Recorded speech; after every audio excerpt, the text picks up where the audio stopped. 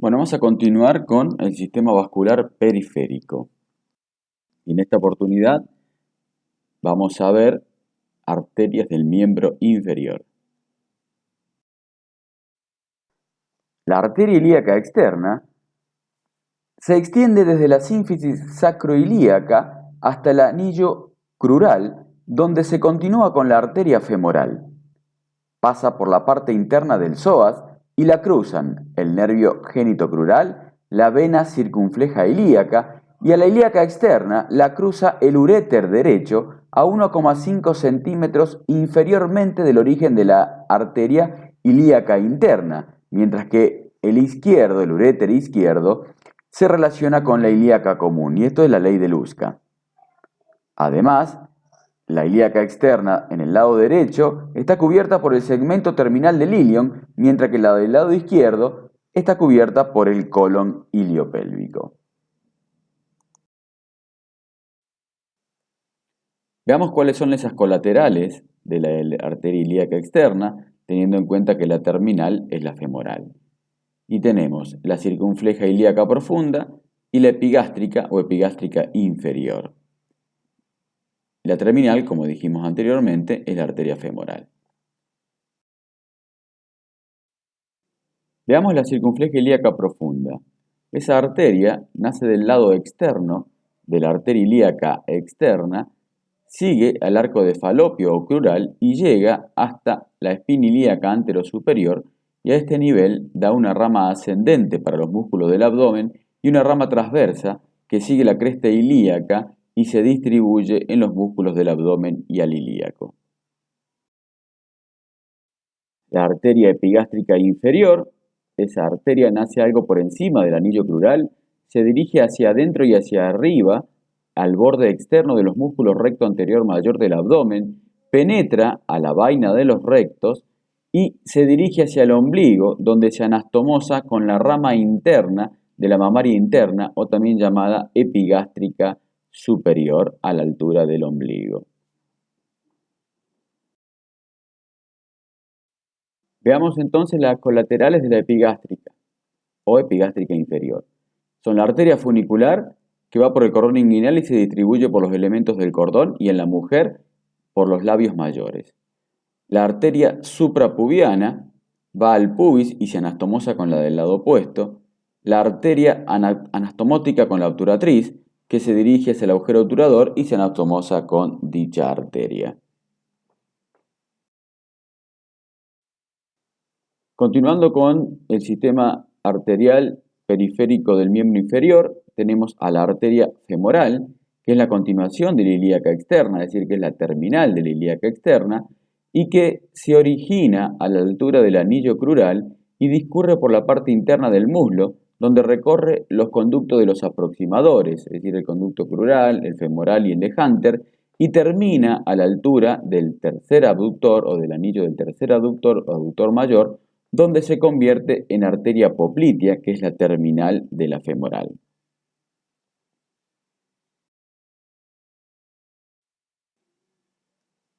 A 5 centímetros por debajo del anillo crural va a dar a la femoral profunda, y de esta manera permite distinguir tres porciones a esta arteria femoral. Y vamos a tener a una femoral común que mide 4 a 5 centímetros de largo y se continúa de la arteria ilíaca externa. Tenemos a una femoral superficial, que es la prolongación de la femoral común y se continúa con la arteria poplitea luego de pasar por el anillo del tercer adúctor o mayor, y la arteria femoral profunda, que era la que producía la división de la común en superficial y es la que se distribuye por todo el muslo. Bien, veamos las relaciones que tiene esa arteria femoral a nivel del anillo crural.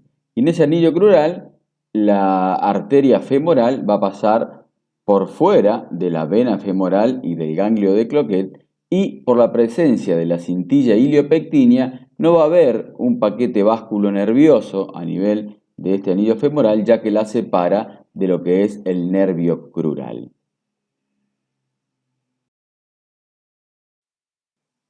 En el triángulo de Scarpa La arteria femoral se encuentra obviamente saliendo del conducto crural, donde da la origen a la arteria femoral profunda.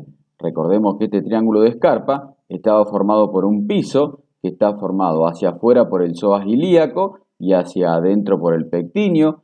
Hacia arriba el límite era el ligamento inguinal, el borde interno era el primer aductor o mediano y el borde externo por el músculo sartorio, y el techo era la fascia cribiforme. Aquí en el triángulo de Scarpa, el nervio crural se ubica por fuera de la arteria y da 4 ramas, de las cuales la rama nervio músculo cutáneo interno, el safeno interno y su accesorio se relacionan con la arteria femoral.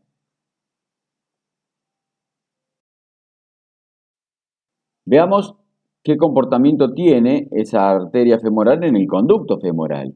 Y en el conducto femoral, la vena se sitúa por dentro y por detrás de la arteria, mientras que el nervio safeno interno y su accesorio la cruzan por la cara anterior de la arteria para ubicarse luego por dentro, es decir, hacerse interna. Y por último, en el conducto de Hunter, la arteria está situada por delante de la vena y el nervio safeno interno y su accesorio perforan la aponeurosis que forman la pared anterior del conducto de Hunter. Veamos cuáles son las ramas de la femoral común. Y vamos a tener a la subcutánea abdominal o epigástrica superficial, a la circunfleja ilíaca superficial, a la pudenda externa superficial o superior y a la pudenda externa profunda o inferior. Y comencemos estudiando a la subcutánea abdominal o epigástrica superficial. Esta arteria epigástrica superficial perfora la fascia cribiforme, se dirige hacia arriba y se hace superficial en el abdomen, anastomosándose hacia adentro con la arteria epigástrica inferior y hacia afuera con la arteria circunfleja ilíaca superficial. Otra de las colaterales de la femoral común es la circunfleja ilíaca superficial, que esta circunfleja ilíaca superficial atraviesa la fascia cribiforme, se hace subcutánea, se dirige hacia la espina ilíaca anterosuperior y se anastomosa con la epigástrica superficial o subcutánea abdominal. La pudenda externa superior o superficial, esta arteria también atraviesa la fascia cribiforme, se dirige hacia el orificio inguinal superficial, donde se divide en ramas superiores para los tegumentos del pubis y ramas inferiores para el escroto en el hombre y labios mayores en la mujer. Por su parte, la pudenda externa inferior o profunda, esta arteria pasa por delante de la vena femoral y sobre esta arteria realiza el callado la vena safena interna antes de desembocar en la vena femoral, es decir, en la desembocadura del sistema superficial venoso hacia el sistema venoso profundo del miembro inferior. Y el callado lo hace la vena safena interna sobre la arteria pudenda externa inferior o profunda para desembocar o desaguar su sangre hacia el sistema venoso profundo. Irriga esta arteria pudenda externa inferior o profunda al escroto en el hombre y labios mayores en la mujer.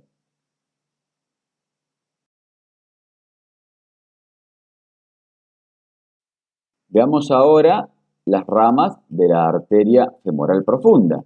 ¿Y qué van a ser? La arteria circunfleja anterior, externa o femoral lateral, que presenta una rama ascendente, una transversa y una descendente. La circunfleja posterior, interna o femoral medial. La arteria del cuádriceps y las arterias perforantes.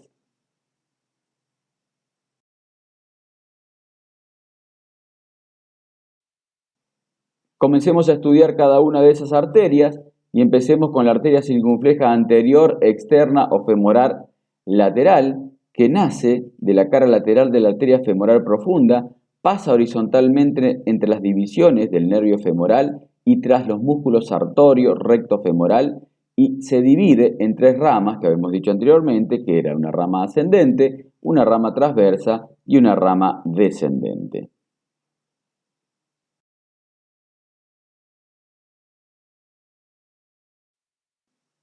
Esa rama ascendente se dirige hacia arriba, por debajo del músculo tensor de la fascia lata, hacia la cara lateral de la cadera y se anastomosa con las ramas terminales de la arteria glútea superior y circunfleja ilíaca posterior e irriga al tensor de la fascia lata, al glúteo mayor y a la articulación coxofemoral.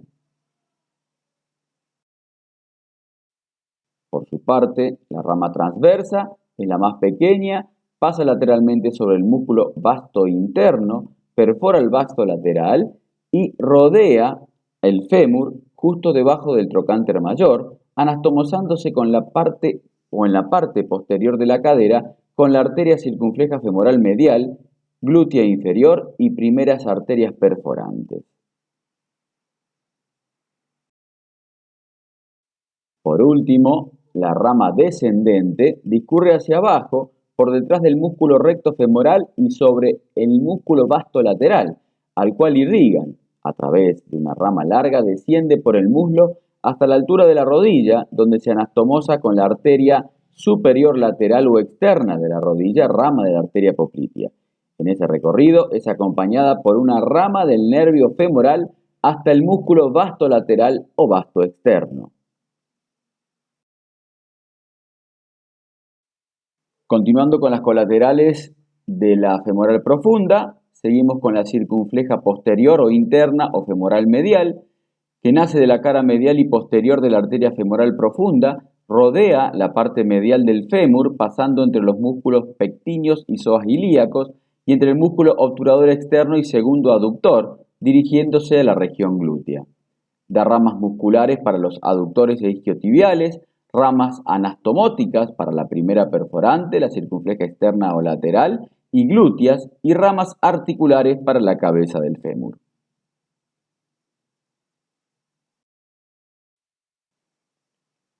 Por último, tenemos a la arteria del cuádriceps, que irriga este músculo, y las arterias perforantes, que tenemos tres, primera, segunda y tercer perforante, en donde se considera a la tercer perforante a la rama terminal de la femoral profunda.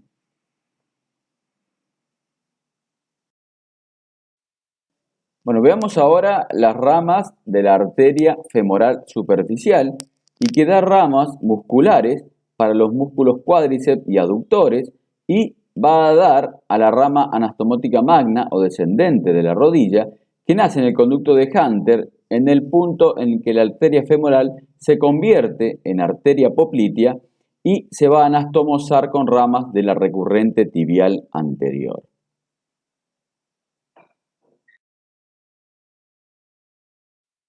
Bueno, y en este power lo que vamos a ver y vamos a observar es cómo la arteria anastomótica magna o descendente de la rodilla, que es rama de la femoral, se va a anastomosar con la recurrente tibial anterior, que es rama de la tibial anterior, que a su vez es rama de la arteria poplitea.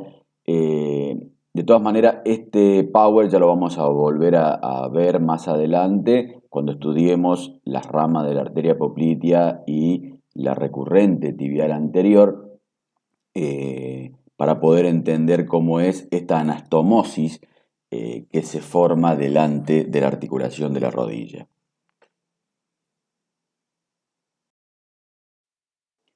Veamos ahora la arteria poplitea. Esta arteria poplitea es la continuación de la femoral, es decir, que es la terminal de la arteria femoral y nace donde termina la femoral, es decir, en el anillo del tercer aductor, recorre el rombo popliteo junto con la vena poplitea y el nervio ciático popliteo interno que corre hacia afuera, atraviesa el anillo del sóleo, que es hasta donde va a terminar la arteria poplitea, y a 2,5 centímetros por debajo del mismo da sus ramas terminales, que son la arteria tibial anterior y el tronco tibio peroneo. Es decir, que la arteria poplitea se extiende desde el anillo del tercer aductor a 2 centímetros del anillo del sóleo, donde va a dar a sus terminales arteria tibial anterior y tronco tibio peroneo.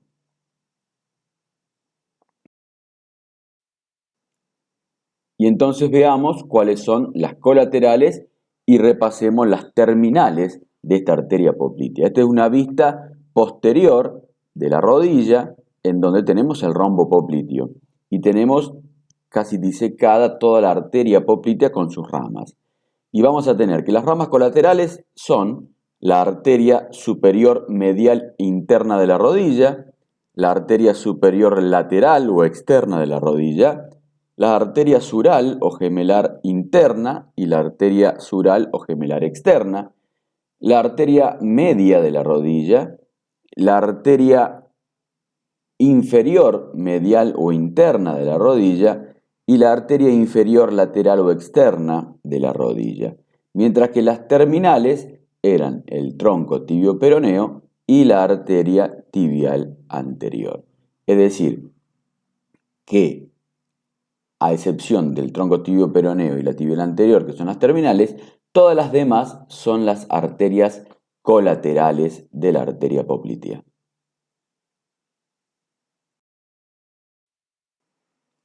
Estudiemos ahora la arteria tibial anterior. Ahí la vemos en una vista anterior. Esa arteria tibial anterior atraviesa el ligamento interóseo de la pierna y pasa de la región posterior a la región anterior, donde desciende y a la altura del ligamento anterior del tarso, esa arteria tibial anterior se transforma en lo que es su terminal, que es la arteria pedia.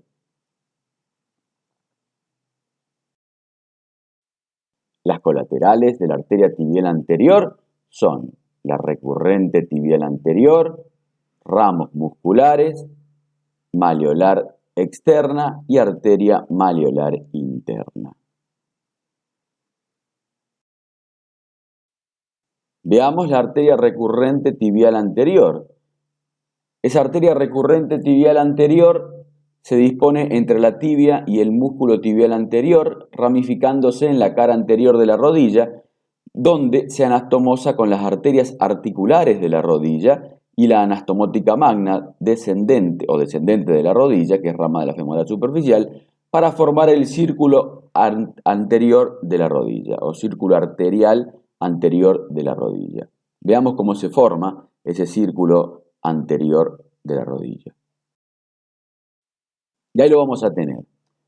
Vamos a ver que de la arteria tibial anterior nace la recurrente tibial anterior, que se va a anastomosar con la arteria inferior lateral externa de la rodilla y la arteria inferior medial o interna de la rodilla, la arteria superior lateral o externa de la rodilla y la arteria superior medial o interna de la rodilla, que todas eran ramas colaterales de la poplitea y que se dirigen hacia adelante. Y de allí se van a anastomosar todas esas con la anastomótica magna o descendente de la rodilla para anastomosarse con todas estas ramas y la recurrente tibial anterior. Además, recuerden que a la arteria superior lateral o externa de la rodilla se iba a anastomosar la rama descendente de la circunfleja anterior o externa o de la también llamada femoral lateral.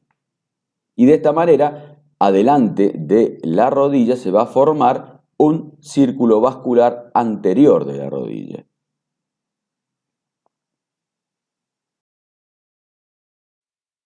Los ramos musculares, otro que eran ramas de la tibial anterior, es para el músculo tibial anterior y los músculos de la región externa.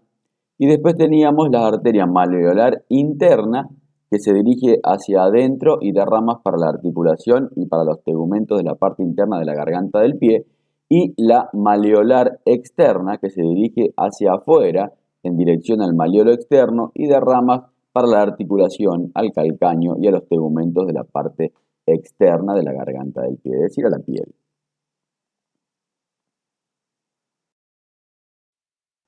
Siguiendo con la terminal de la tibial anterior, vamos a estudiar a la arteria pedia, que se transformaba luego de pasar por debajo del ligamento anterior del tarso.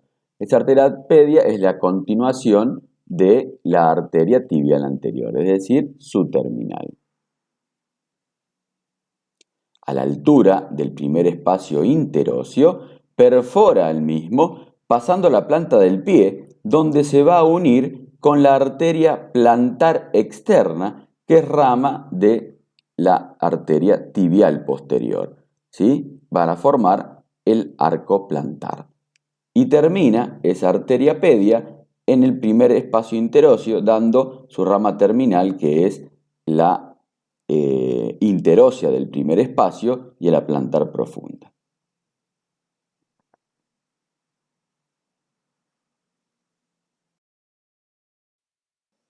Muy bien, y veamos cuáles son las colaterales de la arteria pedia, y que tenemos que la arteria lateral del tarso, las arterias mediales del tarso, la arteria arcuata del pie, de la cual nacen las arterias interóseas dorsales, y las arterias digitales dorsales del pie, cuya terminal de la arteria pedia habíamos hablado que era la interósea del primer espacio y la plantar profunda.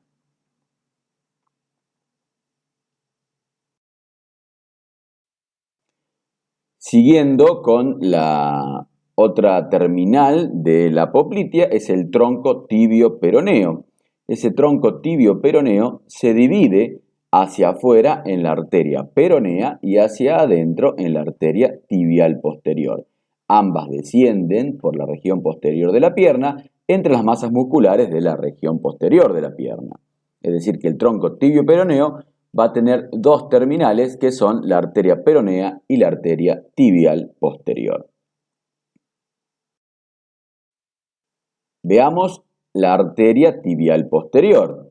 Esta arteria tibial posterior desciende por la región posterior de la pierna y luego pasa por detrás del maleolo interno para terminar en la planta del pie, dando dos ramas terminales que son la plantar interna y la plantar externa. Recuerden que la arteria plantar externa se va a anastomosar con la arteria pedia, que perforaba en el primer espacio interóseo y pasaba a la región plantar, de la región dorsal a la región plantar. Veamos las ramas colaterales de la arteria tibial posterior y van a ser ramos tibiales para los músculos sóleo, tibial posterior y flexor común de los dedos, ramos periósticos, ramos óseos, ramos calcáneos. Veamos las terminales de la arteria tibial posterior y como dijimos anteriormente teníamos dos, que una era la plantar externa, que se anastomosaba con la arteria pedia para formar el arco plantar, y la arteria plantar interna o medial.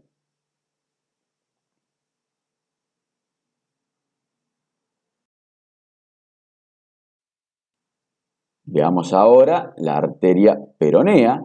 Esa arteria peronea se dirigía hacia afuera de la parte posterior de la pierna y se dirige oblicuamente hacia el peroné y luego desciende entre la membrana interósea de la pierna por la porción profunda del compartimento posterior de la pierna dentro de un canal fibroso entre los músculos tibial posterior y el músculo flexor largo del dedo gordo. Y finalmente pasa atrás de la articulación tibio-peronea y se divide en sus ramas terminales, que son la arteria peronea anterior y peronea posterior.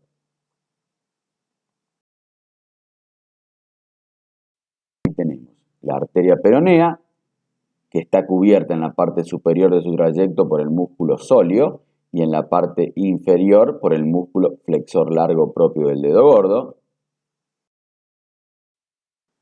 Bien, veamos cuáles son las colaterales de la arteria peronea, y son ramos musculares para los músculos de la región, ramos perforantes para los compartimentos laterales y anterior de la pierna, arteria nutricia peronea y las terminales de la arteria peronea. Habíamos dicho que era la peronea anterior, que perfora el ligamento interóseo y se anastomosa con la mareolar externa, y la peronea posterior que termina en la cara externa del calcáneo y se anastomosa con la peronea anterior, malular externa y plantar externa.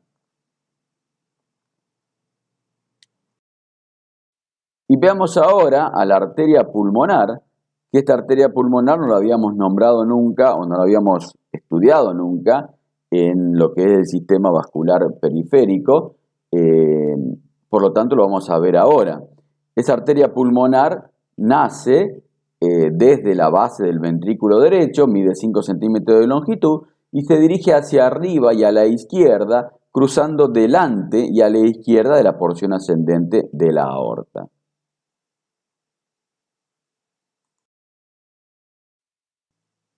A la altura de la cuarta vértebra dorsal, se divide en sus ramas terminales, que son la arteria pulmonar derecha y arteria pulmonar izquierda, que forma parte del pedículo pulmonar. En el pulmón, las arterias, tanto derecha como izquierda, van a ir ramificándose junto con los bronquios.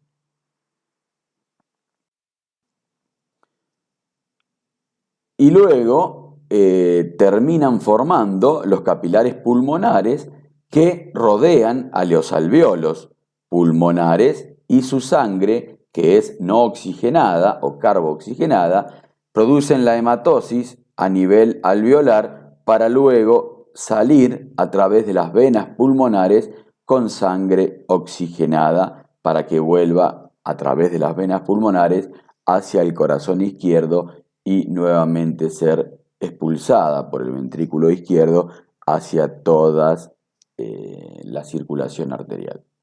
La sangre con oxígeno, ¿no?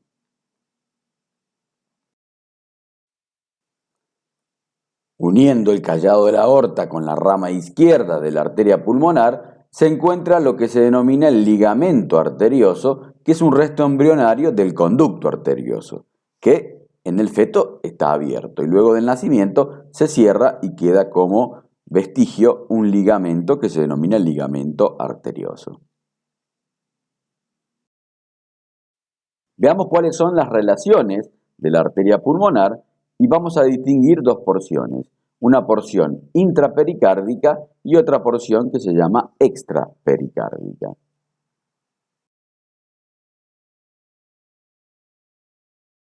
La porción intrapericárdica tiene una longitud de 50 milímetros y hacia adelante se relaciona con el pericardio y la pared anterior del tórax, con los 2 a 3 cartílagos costales. Hacia atrás se relaciona con las aurículas a través del seno transverso de Theile. Hacia la izquierda se relaciona con el origen de la arteria coronar izquierda y hacia la derecha se relaciona con la aorta. Veamos la porción extrapericárdica, que es muy corta. Hacia atrás se relaciona con la bifurcación de la tráquea, hacia adelante y a la izquierda se relaciona con el pulmón izquierdo y hacia la derecha se relaciona con el callado de la aorta. Y de esta manera hemos terminado con todo lo que es el sistema vascular periférico arterial y vamos a comenzar con el sistema vascular periférico pero venoso. Es decir que ahora vamos a estudiar todas las venas de nuestro cuerpo. Y ahí comenzamos con el sistema vascular periférico, pero ahora el sistema venoso. Las venas son conductos músculo-membranosos que traen la sangre de retorno al corazón.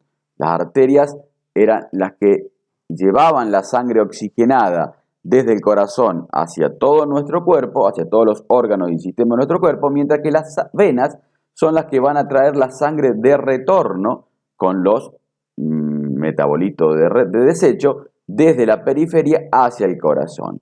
Se originan en capilares y aumenta de diámetro a medida que se acercan al corazón, a diferencia de la arteria que disminuían de tamaño a medida que se iban alejando del corazón. ¿Sí? Aquí las venas nacen muy pequeñitas a través de capilares y van aumentando de diámetro a medida que se van acercando al corazón.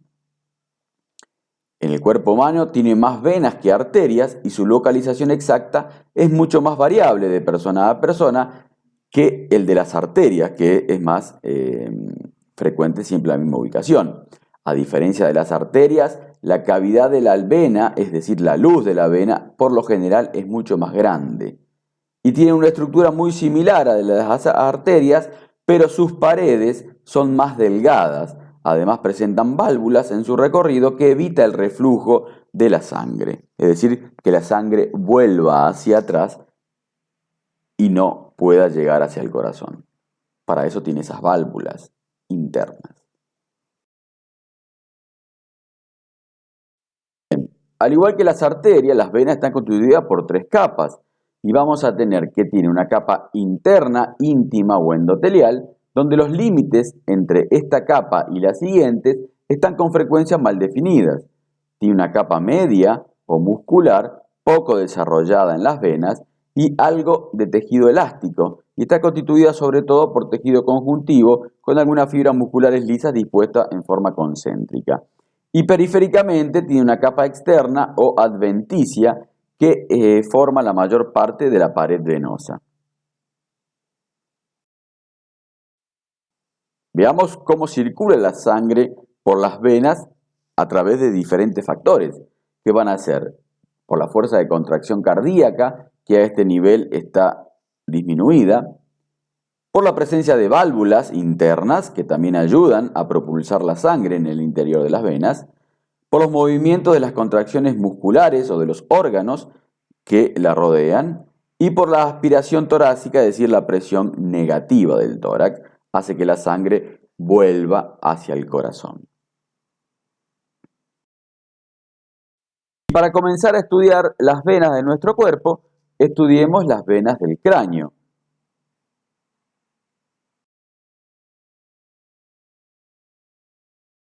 Hablamos de las venas del cráneo, hablamos de los senos de la dura madre, y los hay pares e impares. Pero antes de ver cuáles son esos senos, vamos a ver qué es un seno venoso. Y esos senos venosos son espacios o dilataciones venosas que drenan la sangre del cerebro y los huesos del cráneo y se ubican entre las capas de la dura madre y están recubiertos por endotelio, que es la continuación que tapizan las venas. En el interior contienen numerosas trabéculas irregulares de tejido fibroso y carecen de válvulas, y su forma suele ser triangular o irregularmente cilíndrica, y las paredes son inextensibles y resisten al colapso.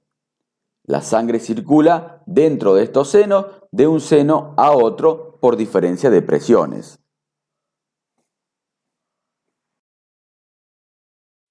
¿Cuáles son los senos impares?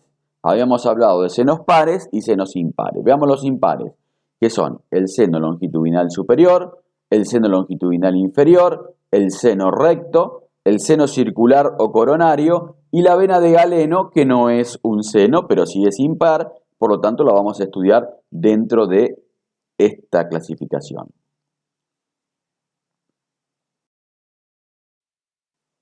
Y los senos pares son el seno cavernoso, los senos petrosos superior, los senos petrosos inferiores, el seno esfenoparietal, el seno lateral o sigmoideo, el seno occipital transverso y el seno occipital posterior.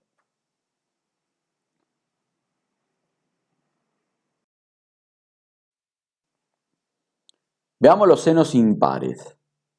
Tenemos al seno longitudinal superior. Ahí lo vemos. Ese seno longitudinal superior nace a la altura o al nivel del agujero ciego en el hueso frontal y va por encima de la hoz del cerebro por el canal del seno longitudinal superior, que estaba formado por los huesos frontal, parietal y occipital, y termina a la altura de la protuberancia occipital interna, en lo que hay una dilatación venosa que se denomina prensa de Erófilo.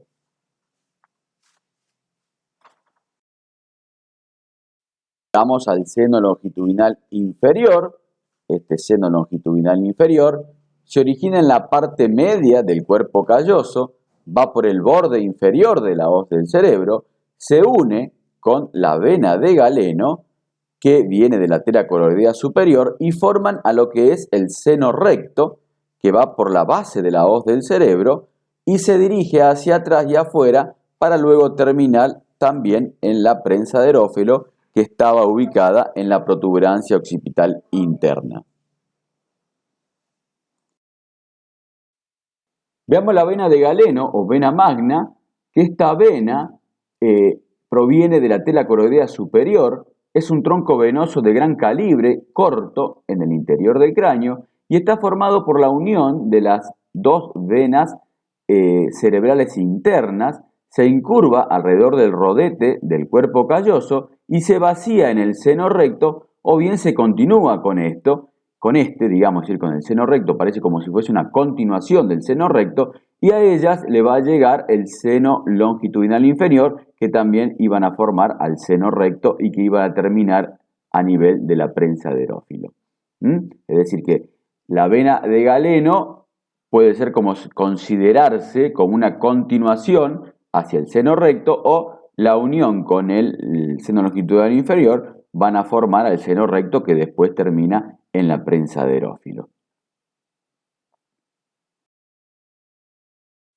Tenemos en esta imagen el seno longitudinal superior, al seno longitudinal inferior, a la vena de Galeno, al seno recto, y que todos terminan desaguando a nivel de la prensa de Erófilo, que estaba ubicada en el hueso occipital, en la protuberancia occipital interna.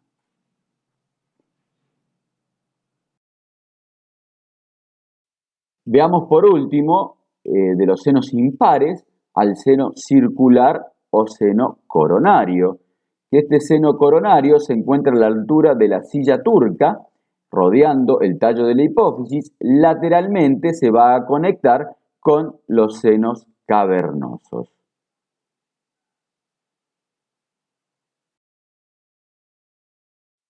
Comencemos ahora con los senos pares y comencemos con el seno cavernoso. Acá tenemos un corte a nivel de la hipófisis, es decir, en la silla turca, que se relacionaría con lo que es el hueso esfenoides, y ese seno cavernoso se encuentra en la parte lateral o en la cara lateral del cuerpo del esfenoide, y su cavidad presenta numerosos tabiques que lo hacen anfractuosos a ese seno cavernoso.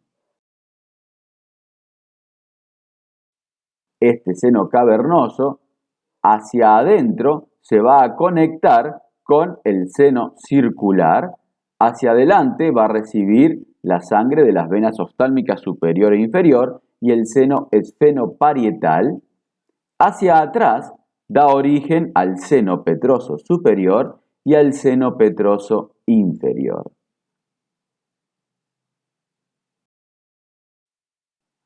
Veamos al seno petroso superior.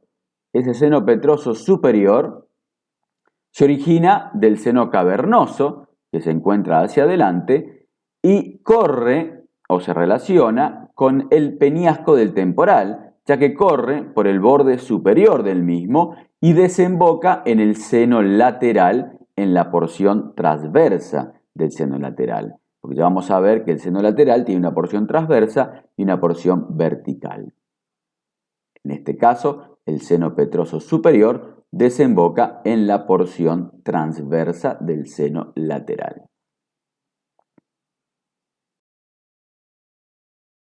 Seno petroso inferior, este seno se origina del seno cavernoso y se relaciona con el peñasco del temporal, ya que corre por el borde posterior del mismo y desemboca en la vena yugular interna luego de salir por el agujero rasgado posterior.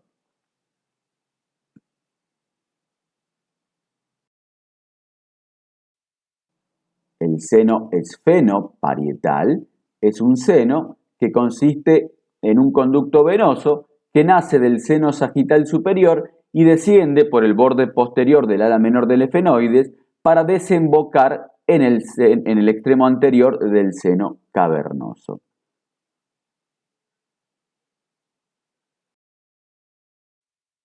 Veamos al seno lateral. Este seno lateral se describe en dos porciones, que son una porción transversa, o también llamada seno occipital transverso, y una porción vertical, o también llamada seno sigmoideo.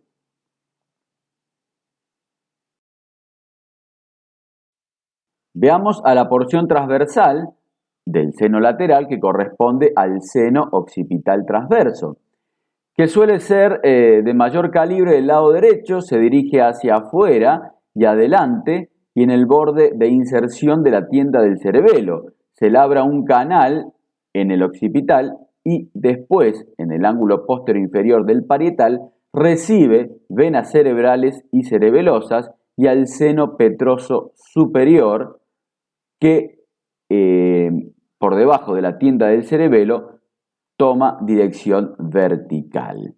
Es decir, que luego de recibir al seno petroso superior, se dirige hacia abajo y se transforma en la porción vertical de este seno lateral. Veamos la porción vertical del seno lateral que correspondía al seno sigmoideo, que este seno lateral o seno sigmoideo se labra un canal profundo en la porción mastoidea del temporal, relación importante que explica la frecuencia con que una infección de celdillas neumáticas mastoideas y del oído medio se puede extender a este seno lateral. Cruza la apófisis yugular del occipital y en la porción posterior del agujero rasgado posterior, por donde sale ese seno sigmoideo, presenta una dilatación o golfo, que se denomina el golfo de la vena yugular y se transforma en lo que es la vena yugular. Y ahí recibe al seno petroso inferior. Recuerden entonces que esta vena yugular es la vena que va a sacar la yugular interna la sangre de nuestros cráneos. Es decir, que todos los senos venosos, o la mayoría, ya vamos a ver cuáles, drenan hacia la prensa de erófilo y de la prensa de erófilo van a salir a través de los senos laterales la sangre de nuestro cráneo y va a venir a través de la vena yugular interna.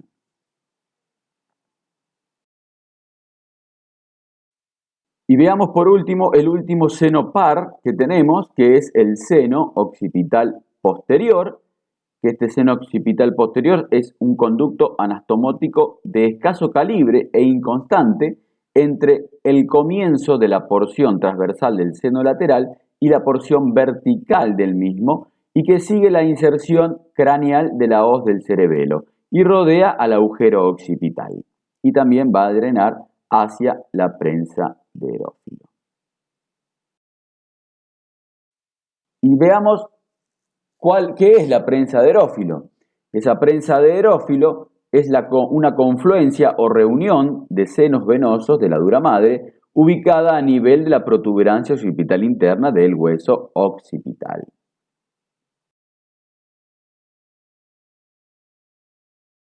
Esta prensa de erófilo se van a reunir 6 senos, que son, y veamos, en un corte transversal abajo y un corte sagital hacia arriba, cuáles son los senos que van a llegar a esa prensa de erófilo. Y son el seno longitudinal superior, el seno recto, el seno lateral occipital transverso, es decir, la porción transversal del seno lateral. En este caso no es que llegue a la prensa de erófilo, sino de ahí sale de la prensa de erófilo, pero bueno, pero es una confluencia de senos.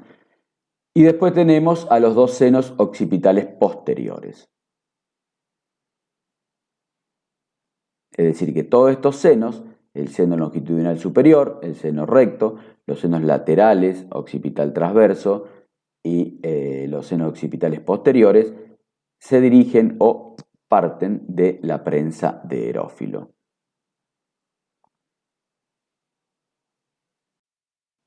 Muy bien, y de esta manera vamos a concluir con esta primera parte del sistema vascular periférico venoso. Y vamos a continuar luego con las demás porciones de nuestro cuerpo en el sistema vascular periférico venoso. Muchas gracias por su atención.